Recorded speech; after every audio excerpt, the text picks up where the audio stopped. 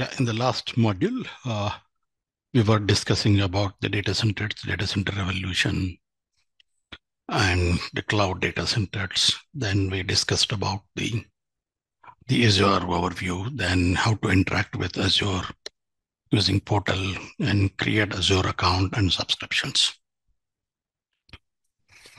So in this module, we'll talk about Azure Virtual Machines, one of the key service which is available in all the regions of Azure. So Azure Virtual Machines is a service which is provided by Microsoft in all the regions as part of infrastructure as a service, as part of infrastructure as a service. So what is basically a virtual machine in Azure? So when we go to the Azure Virtual Machine is basically a compute platform. So the Azure Virtual Machine service provides a compute platform. What does it mean by compute platform? It provides necessary hardware,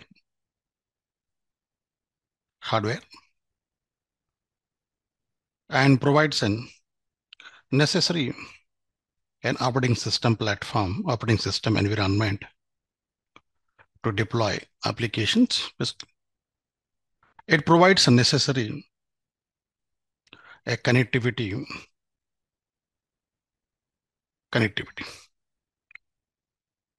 So Azure Virtual Machines provides a necessary hardware is nothing but basically the processing power, memory, a disk, network, etc., which is required really to run any operating system.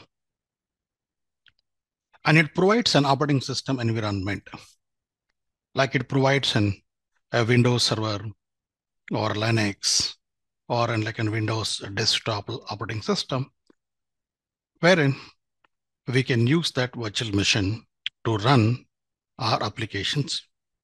It provides a necessary connectivity like an internet connectivity, which is required to run any kind of an applications. So now it allows to deploy and run our own applications.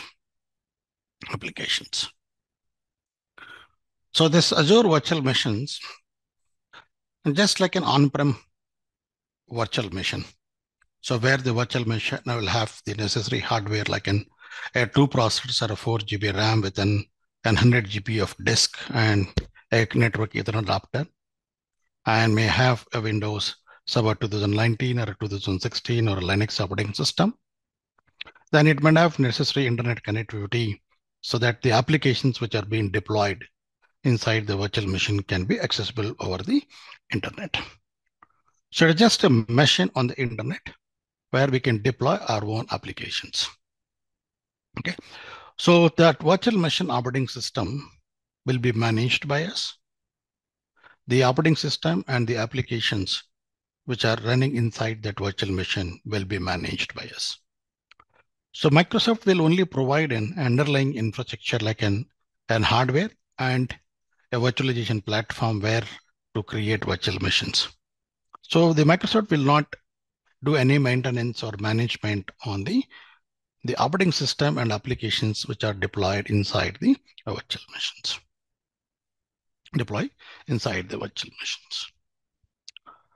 Now let's take,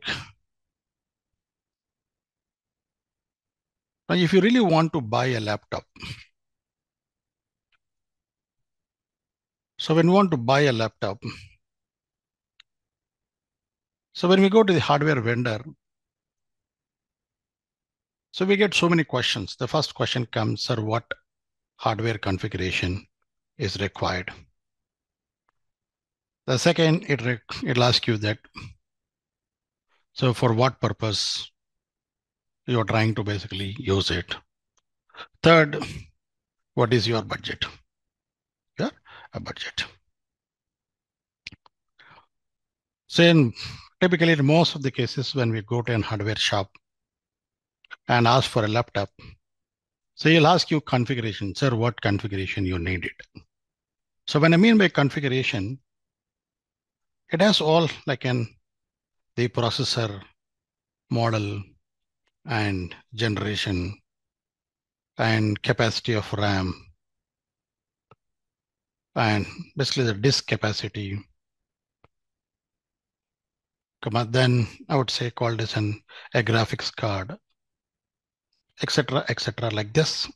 So they ask us basically the configuration information.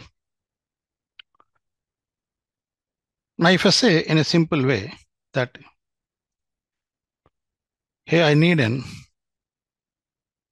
a 4 cores with an 8 GB RAM with I would say called as a 512 GB of storage or a disk.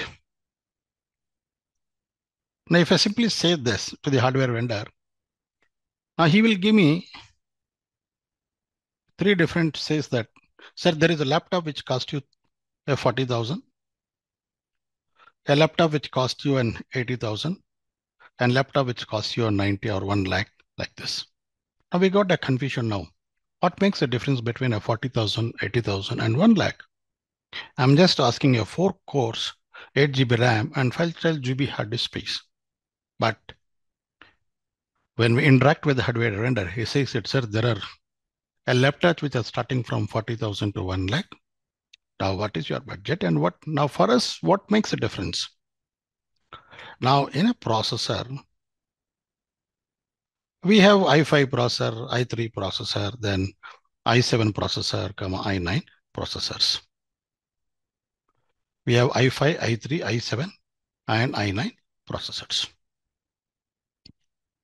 So I'll come in the order of basically the least is an i5, goes from an i5, then i7, like that. Then he'll say that, sir, a laptop which is 40,000, where you'll have an i3 processor with 4 cores. A laptop which is having a 80,000 will have an i5 processor. And a laptop which is having a cost of 1 lakh rupees will have an i7 or i9 processor. Now, there is not about a course and what model of the processor you need it inside your laptop. Then similarly, when we go to the RAM, it says that, say in i3 processor, you get a normal RAM, normal DDR2 RAM.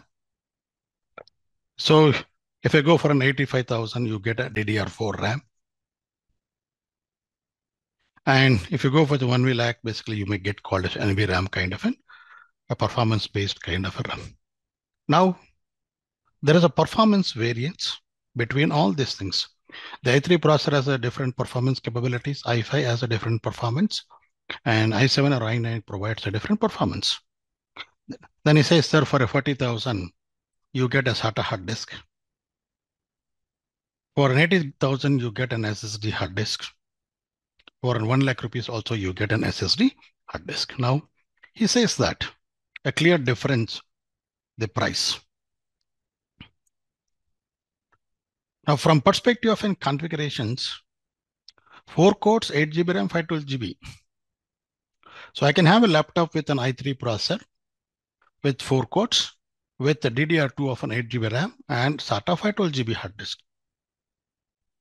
And I can have a laptop with an i5 processor with 4 cores and 8 GB RAM with SSD hard disks.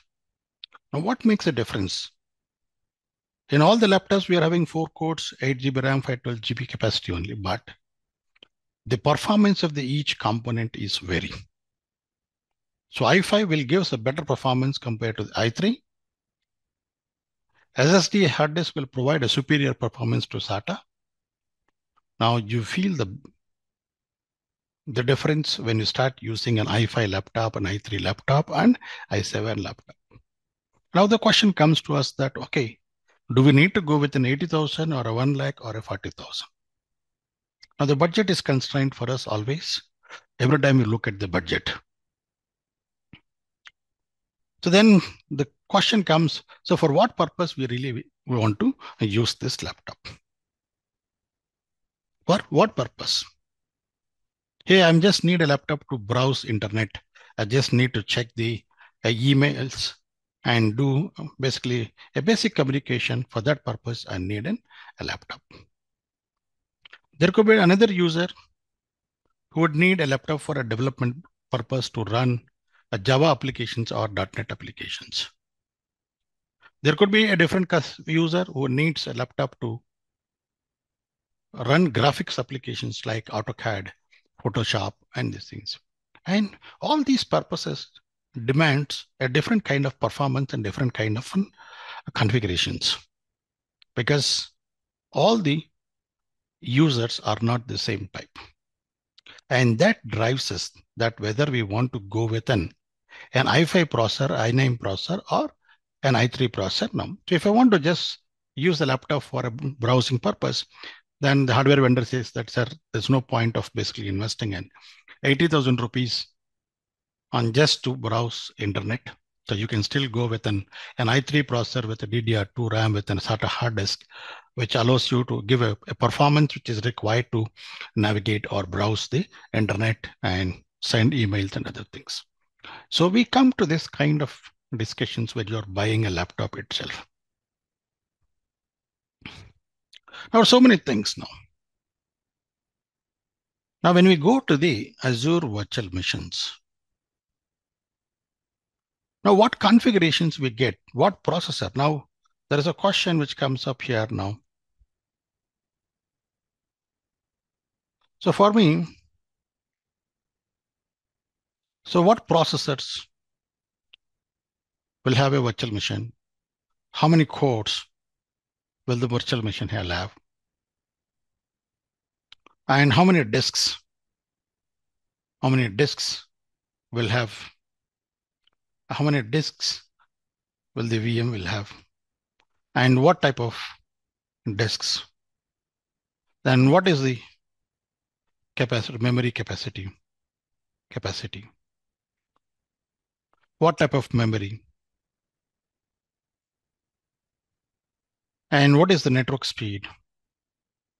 Network speed. And what operating system is included or available? Like we get so many questions. Now, when I'm creating an Azure virtual machine, so if an application guy says that, hey, I need a server, a virtual machine with a 4 processors with 8 GB RAM and 30 or 100 GB of hard disk space. Now, as it says now, you have different types of processors, different performance of memory, a different performance of hard disks. So the cost of these things will vary based on many things. Now, when we deploy virtual machines in Azure, so we get questions like, what processor? Hey, do we need an i3 processor, or do we need an Intel Xeon processor, or an silver processor, or a bronze processor, or a platinum processor? Within the platinum, what kind of processors we need, and how many cores we need it? How many disks you want for a virtual machine? Is it a 2 disks of 200 GB or 3 disks of 300 GB? And what is the underlying performance of these disks? Okay, is that an SSD hard disk or a premier HDD hard disk? And what memory capacity? You need an 8 GB RAM or a 16 GB RAM? And what is the performance of the memory required? And what is the network speed you need it? So do you need a 1 gig Ethernet card or a 10 gig Ethernet throughput for your application? And what operating system is being included? What operating system is included? So we have these questions now. So how Microsoft is addressing this? Now, various customers will have various requirements. A single customer might have different requirements. So I have an application. I just want to run the application for a testing purpose. I don't need a high-end processor. Why do I need to pay more? Why do I need to pay more when I really don't need it? The last question which comes is called as what is the cost? The cost of the virtual machine. So first, let's understand how Microsoft is providing these processors and memory and these things as part of the virtual machines. Now, what Microsoft has did is,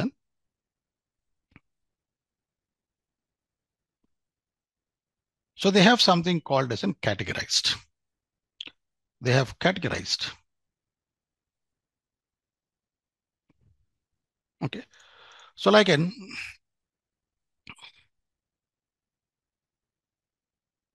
we would see called as a general purpose, compute optimized, memory optimized, storage optimized, general purpose. What are these things now? What are these things? Now, when we go to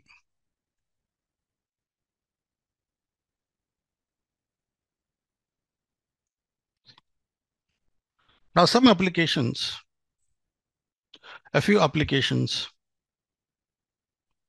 require a moderate capacity of RAM per processor, per processor. So I'll call a memory per processor. Few applications require more number of processors and better performance processor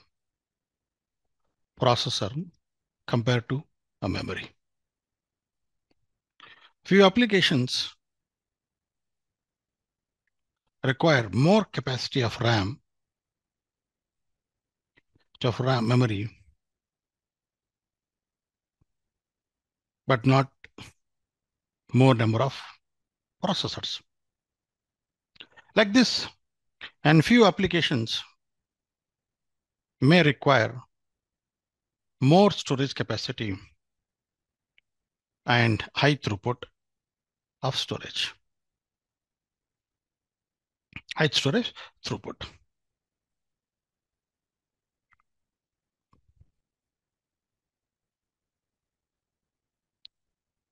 Like various applications have various demands now. So what Microsoft did is they have categorized into something called as a general purpose, called as compute optimized, called as memory optimized, storage optimized, general GPU, and high performance.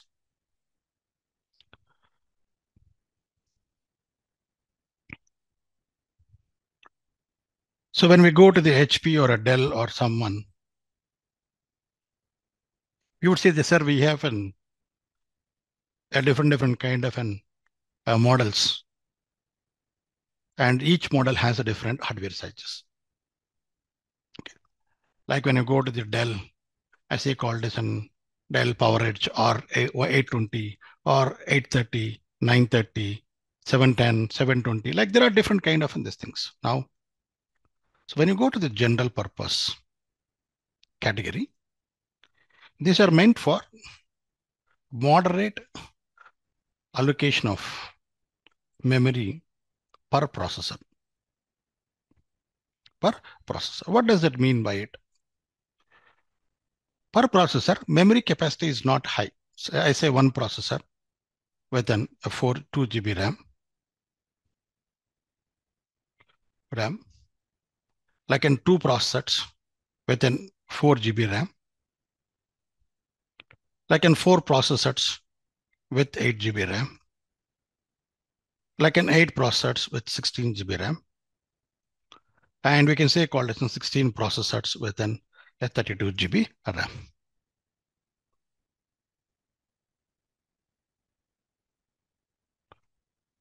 Now, as we see that they are not higher capacities, per processor is more of allocated 2 GB RAM.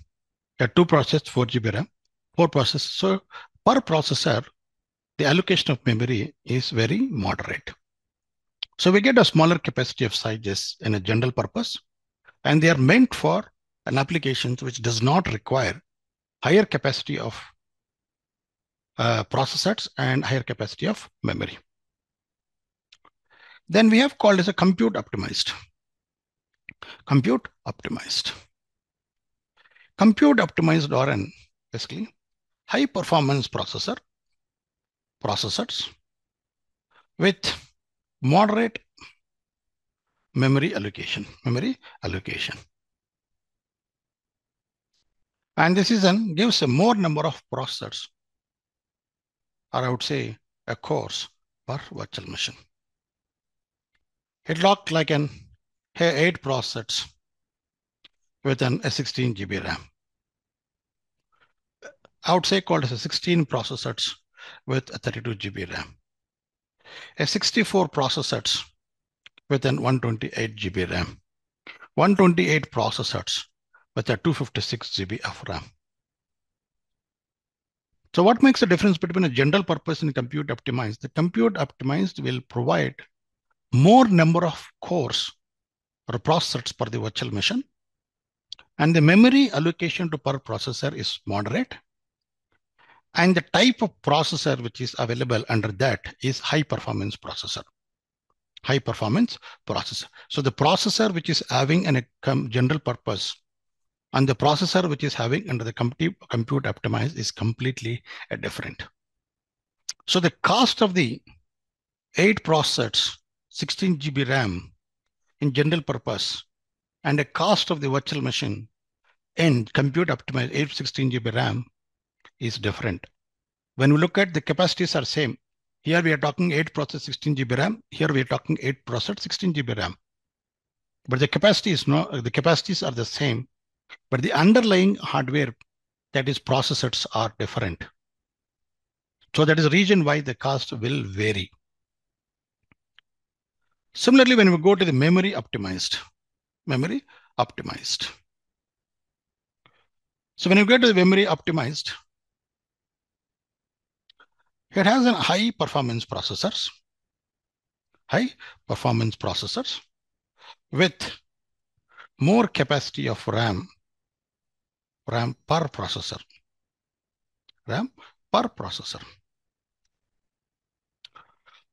So what happens here now? I say a 2 processors with 16 GB RAM, 4 processors with a 32 GB RAM, and 8 processors with 64 GB RAM. Like, and I would say called as a 12 processors with 96 GB RAM, or a 16 processors with a 128 GB RAM. Now we would see here 16 process 32 GB RAM, which we are talking in a general purpose, and 16 process with 32 GB RAM in a compute optimized. But in memory optimized, we are talking about 16 process with 128 GB RAM. So here per processor, the memory allocation is very huge. Now, if you have some kind of an applications like database applications like SQL Server, Oracle database, MySQL, they need more capacity of RAM than the number of processors. So for those kind of an applications, we can choose called as a memory optimized category. Then we have a storage optimized. So what happens in a storage optimized design? It has a high performance processor with moderate memory capacity, whatever RAM, and larger capacity of storage, and good through performance of storage.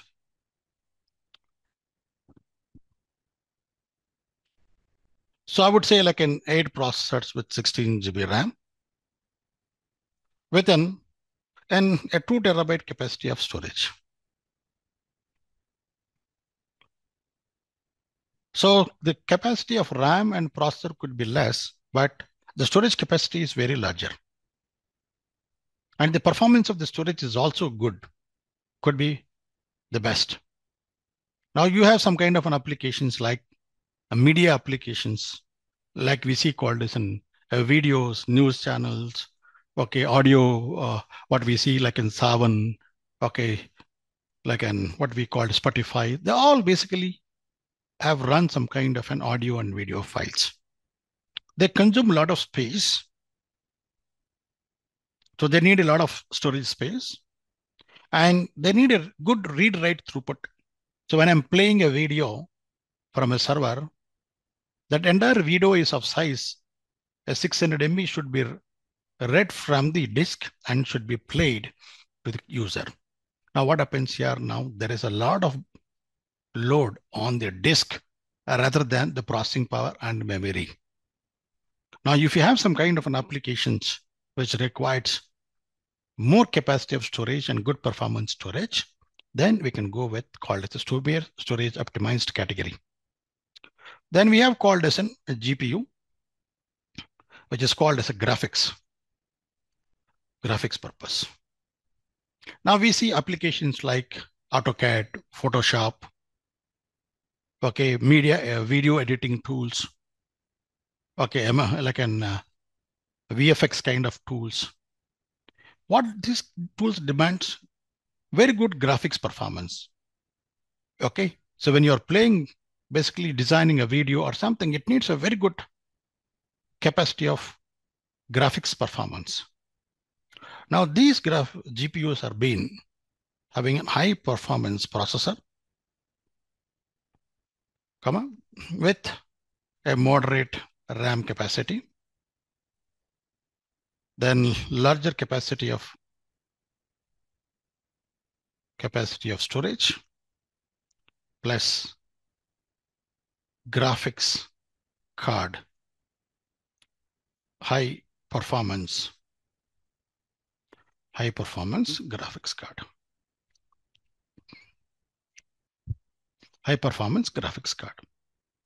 So if you want to run an applications like graphic applications, then you can go with something called as a graphics GPU category. Then we have called as an HPC, high power computing. These are basically like called as and millions of transactions, and you need very high capacity or high performance processors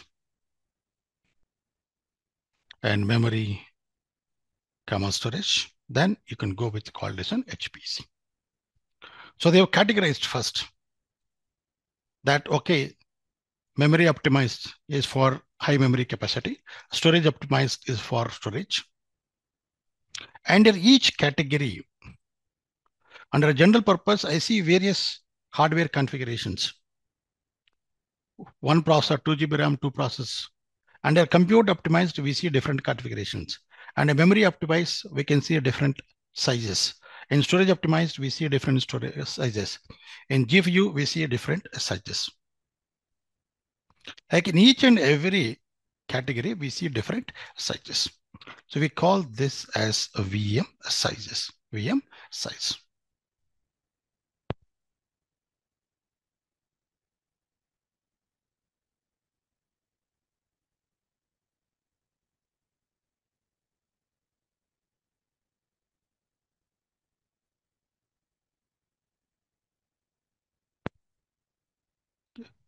Called as in VM sizes. Now, during the creation of the virtual machine, Azure VM sizes.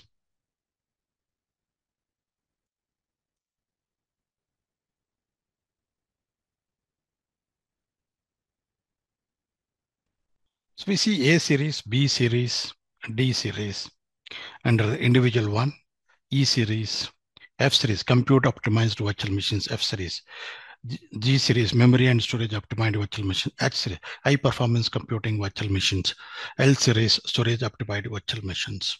Okay, M series, like under each category, there are different set of a series are available.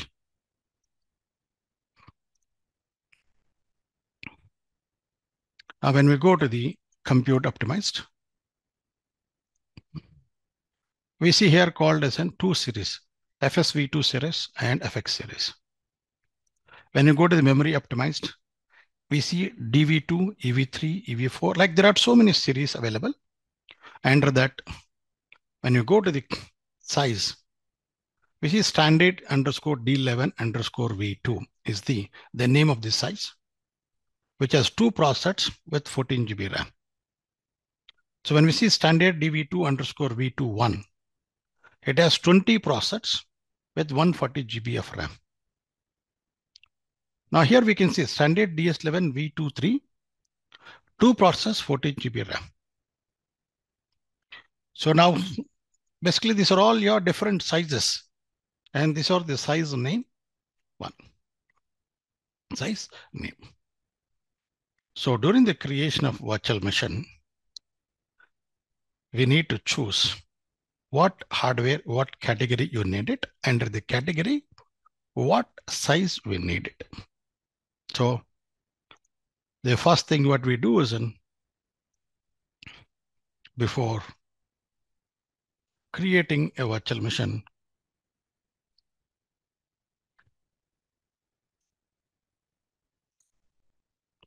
the first thing is select the category and the VM size within the category. So instead of select, I would say call as choose the category and a VM size. Next, what is required now for us? So before you choose the size, we'll talk about casting, because casting comes into picture of what size you need to choose. Second is in here now, what operating system is required?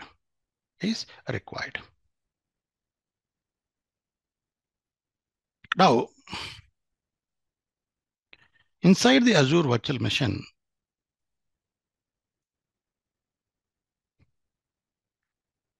we cannot install our own operating system.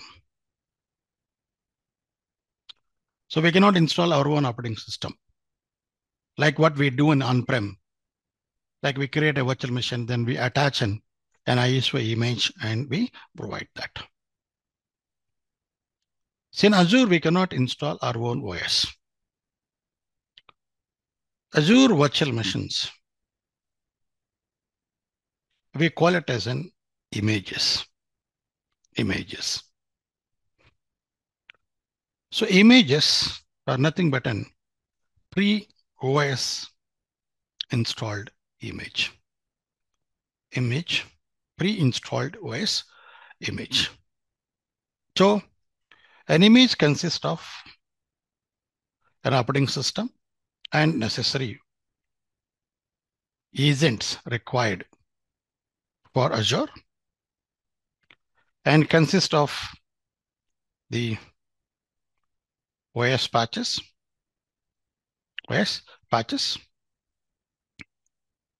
or could be updates, or could be whatever called as the feature packs or whatever as part of the vendor to vendor, which is there. So now there are images provided by Microsoft or images provided by third-party vendors in Azure. Now Microsoft has tied up with Linux vendors like Red Hat, Oracle, SUSE, like so many vendors. And Microsoft will provide an image called as a Red Hat Linux image. Microsoft will provide an image called as a Windows Server 2016. Microsoft will provide an image called as a Windows Server 2019. Like they provide images which can be used by customers to create a virtual machine. Apart from third-party vendors, like Oracle provide their own images. Like CentOS will provide their own images. Or third-party companies who are selling their own applications can provide their own images. So image is basically an operating system and necessary agents which are being installed inside of it. So now we can choose during the deployment of this thing, what operating system is required. So what OS is required is basically we need to choose a VM image, either from the third party or anything. Now, third question is how Microsoft is going to charge us, or what payment options or what purchase options available from Microsoft Azure.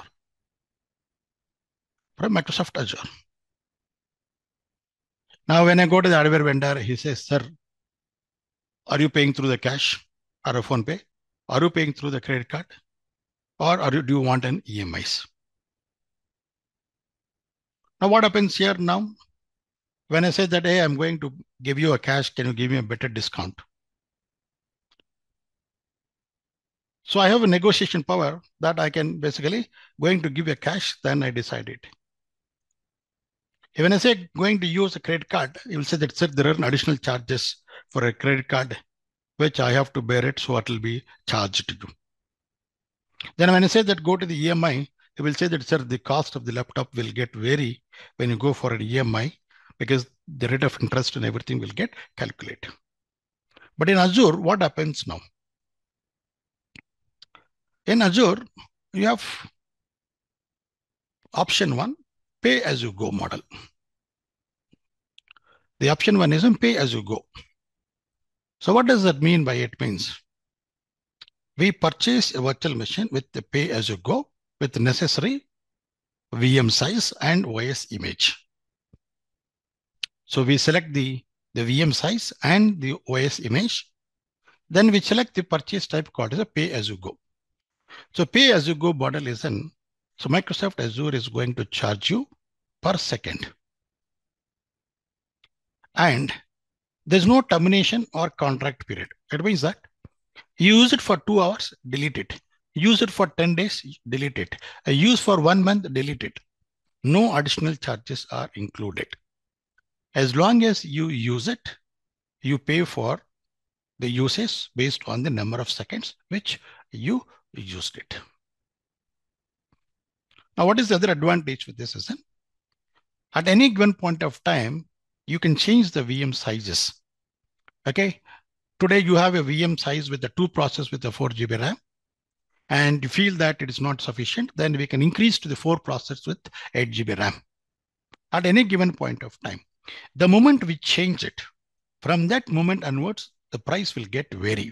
Either you decrease it, whether you increase it, the price will be automatically adjusted based on the size from that moment onwards. At any given point of time, we can stop and start the virtual machine, and you only pay for what you use it. Now, when you stop the virtual machine, you're not consuming processing power and memory. So Microsoft is not going to charge you for the processing power and memory, but you're consuming a storage because it's still in shutdown state, virtual machine, but a disk of 200 GB is consumed. So you'll be charged for the disk. Charged for the disk. Similarly, applications, basically, what is the challenge with the pay-as-you-go bundle is these are better higher rate compared to the other options. The rate of the virtual machine per second or per minute is higher compared to the other options. But the advantage of this one is you use as long as you need it, you use it, then you win it, you delete it. Microsoft is not going to charge for you. Now we have called as a second option called as a reserved virtual machine instances. Reserved virtual machine instances. So what is this reserved virtual machine instances? So I can tell Microsoft reserved, we call this an instances virtual machine.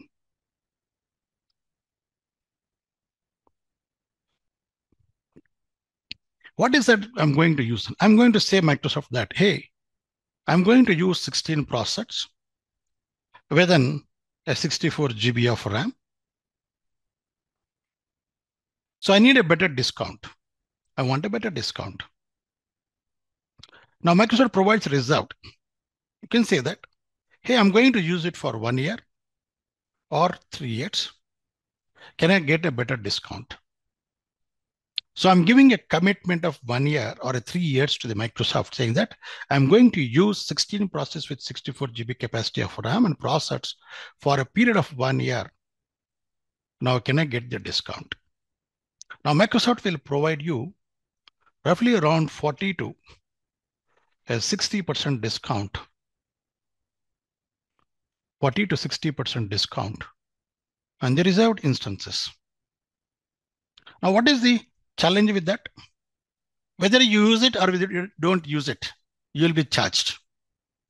In a pay-as-you-go model, what happens? You'll be only charged when a VM is powered on. But in reserved instances, Whether you use it, whether you don't use it, a fixed charge per monthly, it is a fixed a monthly or one-time payment. One-time payment. You pay it, whether you use it, whether you don't use it. It is not to the Microsoft. You have to still pay for a commitment year of 1 year or a 3 years. But let's say after 6 months of time, you don't want to continue with reserved instances, you can cancel it. But Microsoft is going to calculate in a prorated basis and he will charge you that much. Okay. So we can have this 16 process with 64 GB RAM spread across multiple virtual machines also. So I can have 2 virtual machines with 8 processors with 32 GB RAM. Like that also we can do that. Now the only advantage we have with the reserved instances is that we get better discount. But the problem here is then whether we use it, whether we don't use it, we pay for it. Even though virtual machine is in shutdown state, but still we pay it on a monthly basis. That is the reserved VM instances. In which kind of situations reserved VM instances are suitable is then you know that you need a virtual machine for a period of 3 years of time. You are going to run some production application inside that virtual machine, and you know that it requires at least of minimum 1 year. Then better we go with 1 year so that we save a lot of cost. At any given point of time, we can buy new capacity of reserved instances. Like today, I'm buying a 16 process with 64 GB RAM, but this capacity is not sufficient for me. Then I can go with and buy additional a 16 process with 64 GB RAM. So you always have an habit of increasing the capacity, but you don't have the capacity of decreasing it. But prorated basis, again, it will charge you.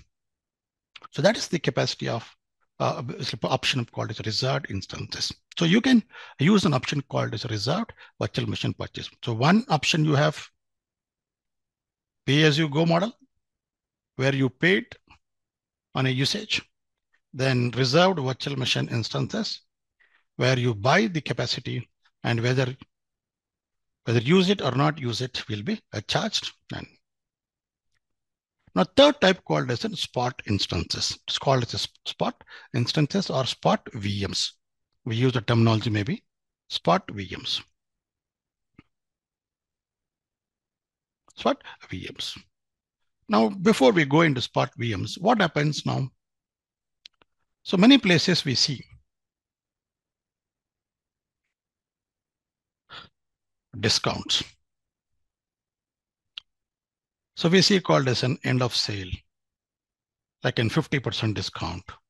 Or we see called as a 70% discount.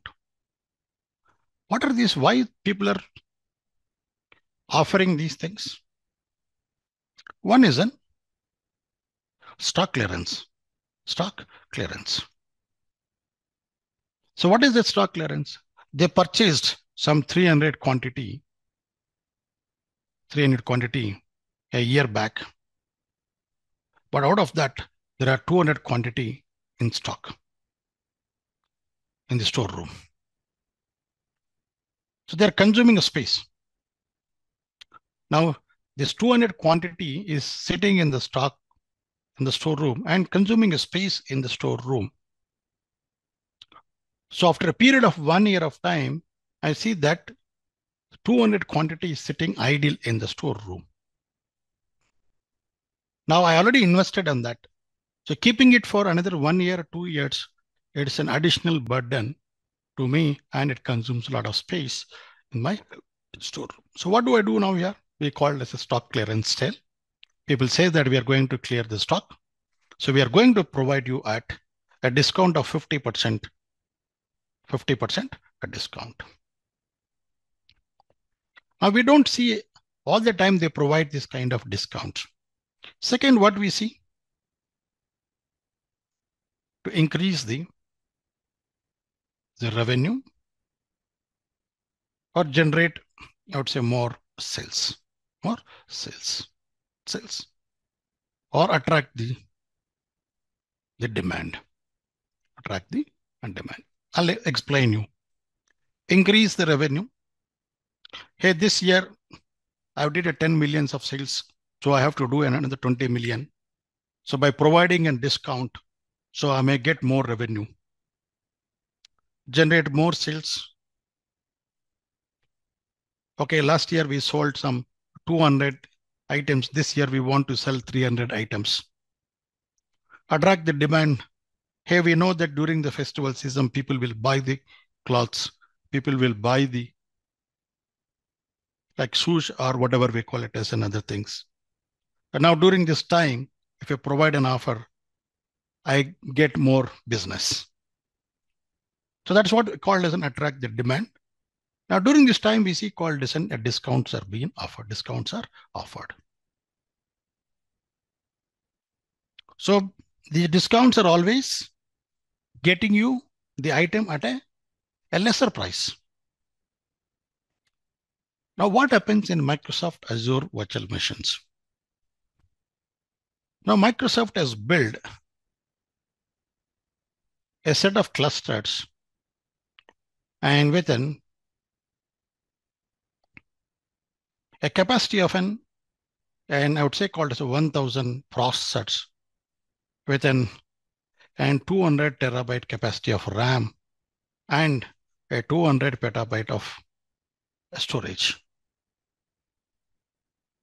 So Microsoft in the data center, they built a set of servers with a cluster which is having 1000 processors, 200 terabyte capacity of RAM, 200 petabyte of storage, which has costed them some 2 million. Now from last 1 month, this is sitting idle. It means that this capacity is not used in the data center. So Microsoft has set up the capacity, but unfortunately, this capacity has not been used optimally. Now customers are not using this capacity in the backend. Now the investment on this, which is 2 million, is costing Microsoft. Now what Microsoft will do called as a spot virtual machines. Spot virtual machines. So what are these spot virtual machines, Arisen? So Microsoft Azure will provide a virtual machine with a discounted price. Discounted price. And this discounted price can vary based on the demand.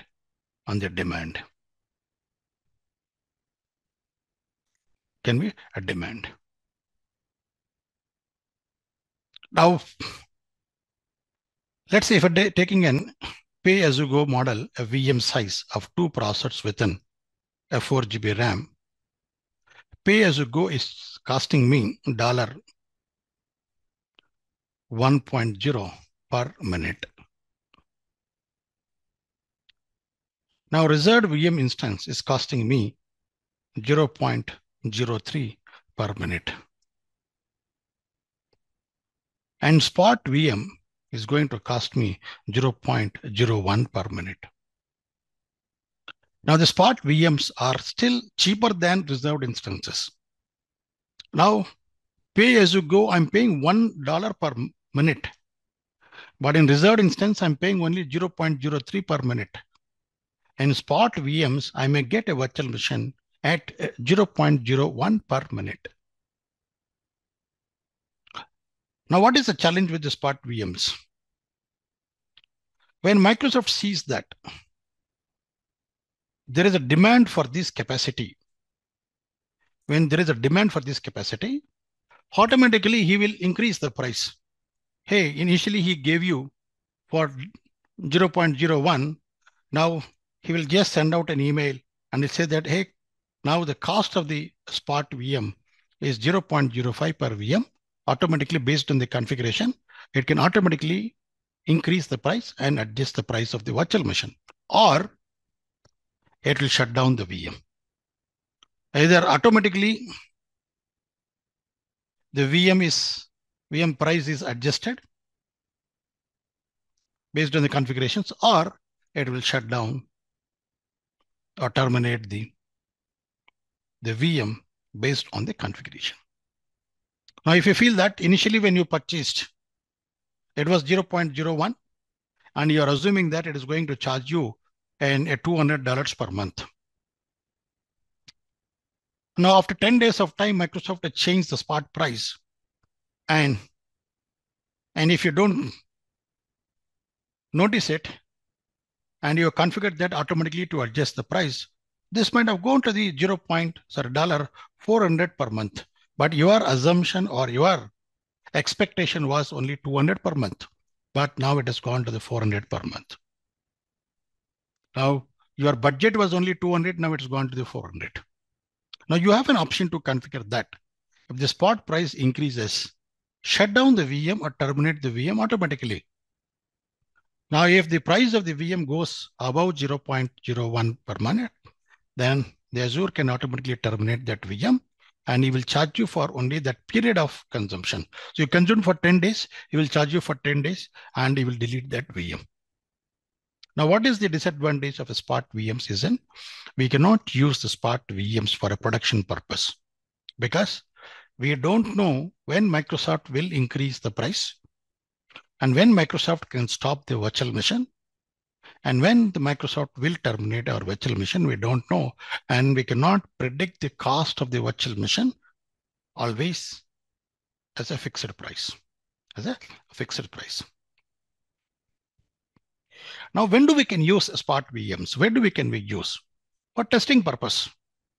Hey, you want 4 virtual machines for a period of 4 days to test some applications. Go and deploy spot VMs. Go and deploy spot VMs. Even though the VMs gets terminated, you don't have anything to lose because there is no production data available. Second thing is hey, I can use spot VMs in a very effective way. So this is my application. Now I can have 2 reserved virtual machines. 2 reserved virtual machines running the same application. Now during the Deepavali, we see there is more demand, more transactions happening. These 2 servers capacity is not sufficient for you. Now you can, to provide a better experience to the user, you can buy spot VMs,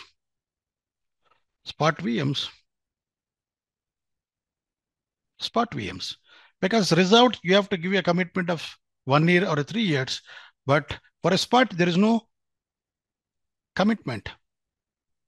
So for a period of 1 week, you just need to to provide a better experience to the user.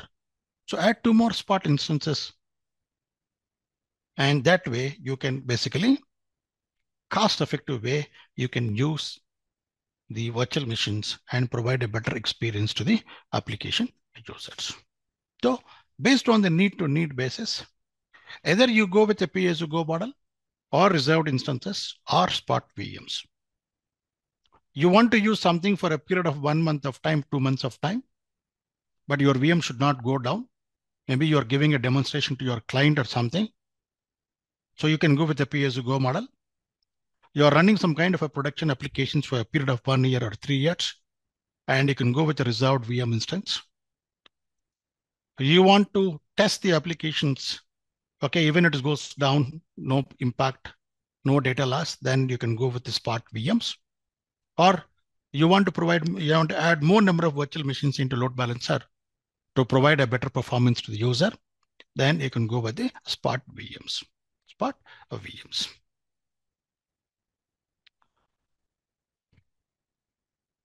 Now when I'm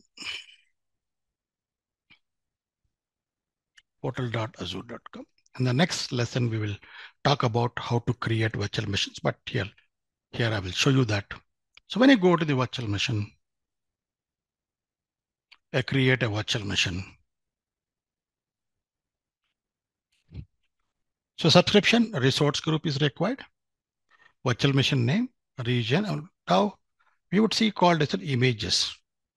The image is operating system image. Here, do you need a Windows Server 2019, 2016, or you have so many ECHs, see all images. It's called as a marketplace. Now this image is provided by Microsoft. This image is provided by Microsoft. You can see Ubuntu image provided by some canonical, some third-party vendor. Red Hat Enterprise Linux provided by Red Hat Incorporation. Now we can see CentOS based Rogue Wave software has been providing this. Kali Linux provided by Kali Linux. Like there are different vendors providing different things. We can see Rocky Linux 9 provided by the Rocky Enterprises. Ubuntu Desktop is provided by Integral Incorporations, and you can choose these things. Okay. So first thing is in Union operating system. And you can see the operating system. Within that you have. Now you have a size. What size you want it? See all sizes. Now you would see here, CPUs all, RAM all, and current size which is being selected, these things. Here we can see DS1, V2, DS1, V2. We can see D series, B series, E series, F series, and whatever that you want it, number of processors and capacity of RAM, which you want to choose it, you can choose the size. Choose the size of it. Now by default, this will be pay-as-you-go model. By default, this will be a pay-as-you-go model.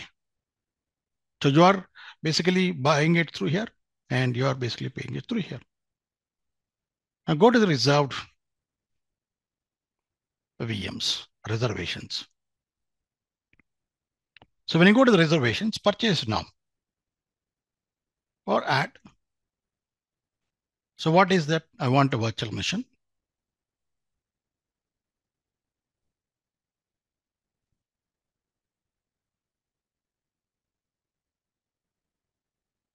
So the reservation is not available in this region.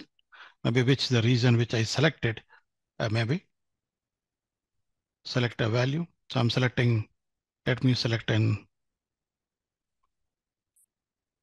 region here. I have not selected. Let me say West India.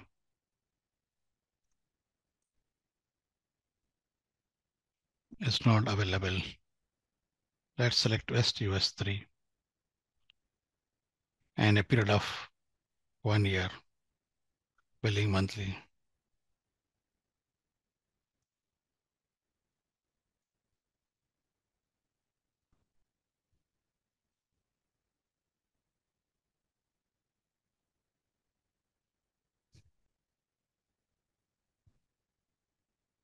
I'm selecting in West US 2. I'm selecting for 1 year. It's saying it's not available or not available in this region. It should come.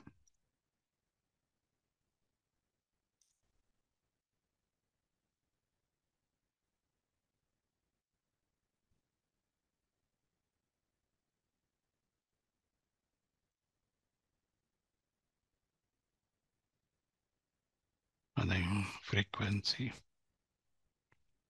Okay, it is not coming up. It just looks like something. So you will get the capacity here. We can choose it. Okay. Not available in this region, maybe because of the credit card which I use for subscription purpose, that is may not be allowing to that. Okay. Right. So you can choose like this one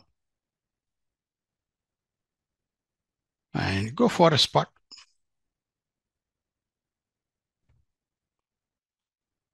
Spot PCs. Okay. See by next. So we can also buy that spot virtual machines. I'll show you later. So in the next class, we'll understand how to create a virtual machine and how to interact with the virtual machine.